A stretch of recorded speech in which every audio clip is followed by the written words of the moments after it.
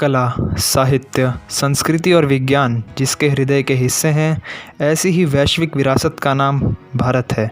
और इसी भारत को अग्रिम पथ पर ले जाने के उद्देश्य से सन 1951 में भारतीय सरकार ने पंचवर्षीय योजना यानी 5 ईयर प्लान की शुरुआत की थी। तो 5 ईयर प्लान है क्या, इसके उद्देश्य क्या थे, ये सब हम आपको बेसिकली इस वीडियो में बताने जा रहे हैं।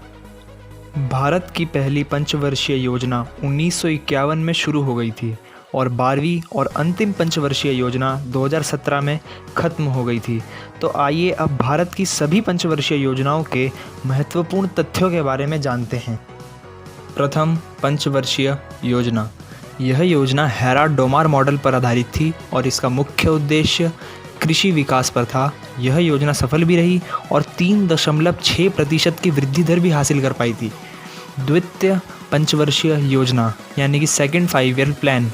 यह योजना पीसी महालनोबिस मॉडल पर आधारित थी और इसका मुख्य उद्देश्य भारत का औद्योगिक विकास था। यह योजना सफल भी रही और इसने भी 4.1% की वृद्धि दर हासिल की थी। तीसरी पंचवर्षीय योजना। इस योजना का मुख्य उद्देश्य अर्थव्यवस्था को गतिमान और आत्मनिर्भर भारत बनाना था। भारत चीन युद्ध के कारण यह योजना असफल रही। इस योजना का लक्ष्य 5.6% वृद्धि दर का था, लेकिन वास्तविक ग्रोथ रेट यानी वृद्धि दर 2.4% ही रहा। चौथी पंचवर्षीय योजना। इस योजना के दो मुख्य उद्देश्य थे, पहला विकास और दूसरा आत्मनिर्भरता। इस योजना के दौरान इंदिरा गांधी द्वारा गरीबी हटाओ का नारा दिया गया था। योजना असफल रही और केवल 3.3% की वृद्धि दर हासिल कर पाई। पांचवी पंचवर्षीय योजना। इस योजना में कृषि विज्ञान यानी एग्रीकल्चरल साइंस को पहली प्राथमिकता दी गई थी। कुल मिलाकर यह योजना सफल भी रही थी और 4.8% का वृद्धि दर भी हासिल कर पाई थी। छठवीं पंचवर्षीय योजना। इस योजना का मुख्य लक्ष्य गरीबी और तकनीकी आत्मनिर्भरता प्राप्त करना था। इसी योजना के दौरान भारत में आर्थिक उदारीकरण, फैमिली प्लानिंग और नाबार्ड बैंक जैसे बैंकों की स्थापना भी हुई थी। यह योजना बहुत सफल रही और इसका विकास दर भी 5.7% रहा था। आइए अब बात करते हैं 7वीं पंचवर्षीय योजना की। इस योजना के उद्देश्यों में आत्मनिर्भर अर्थव्यवस्था की स्थापना और रोजगार के पर्याप्त अवसर पैदा करना शामिल था।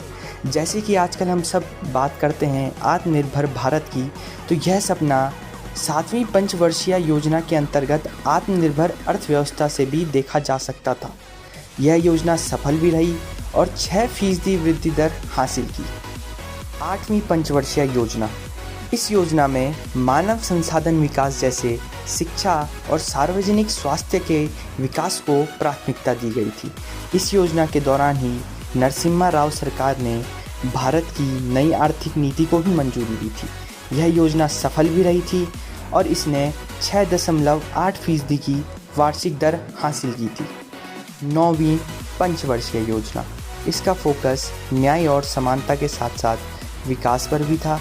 इसे भारत की आज़ादी के 50वें वर्ष में लॉन्च किया गया था, परंतु यह योजना असफल रही और केवल 5.6% की वृद्धि दर ही हासिल कर पाई। इसके पीछे एक प्रमुख कारण यह भी हो सकता है कि उस दौरान ही कारगिल युद्ध भी लड़ा गया था। 10वीं पंचवर्षीय योजना। इसका लक्ष्य अगले 10 वर्षों में भारत की प्रति व्यक्ति आय को दोगुना करना था। इस योजना में 8% विकास दर हासिल करने का लक्ष्य रखा गया था, परंतु केवल 7.2% की दर ही हासिल की जा सकी। इसीलिए हम इस पंचवर्षीय योजना को असफल भी कह सकते हैं। 11वीं पंचवर्षीय योजना। यह योजना सी रंगराजन द्वारा तैयार की गई थी। इसका मुख्य उद्देश्य था तेज और समावेशी विकास। इस योजना में 8.1% विकास दर का लक्ष्य रखा गया था, लेकिन केवल 7.9% की वृद्धि दर ही हासिल की जा सकी थी। इसलिए यह पंचवर्षीय योजना भी असफल रही थी। 12वीं और अंतिम पंचवर्षीय योजना। यह योजना भी सी रंगराजन द्वारा तैयार की गई थी। इसका उद्देश्य था तेज और सतत विकास यानी फास्टर एंड सस्टेनेबल ग्रोथ। यह योजना भी असफल रही और केवल 6.8% की वृद्धि दर ही हासिल की जा सकी। भारत में वर्तमान मोदी सरकार ने पंचवर्षीय योजना 2017 से बनाना बंद कर दिया था और इसके जगह नीति आयोग का गठन किया गया, जिसके बारे में हम आपको अगली वीडियो में विस्तार से बताएंगे। तब तक हमारी इस वीडियो को लाइक कीजिए, शेयर कीजिए, कमेंट कीजिए और चैनल को सब्सक्राइब कीजिए। धन्यवाद।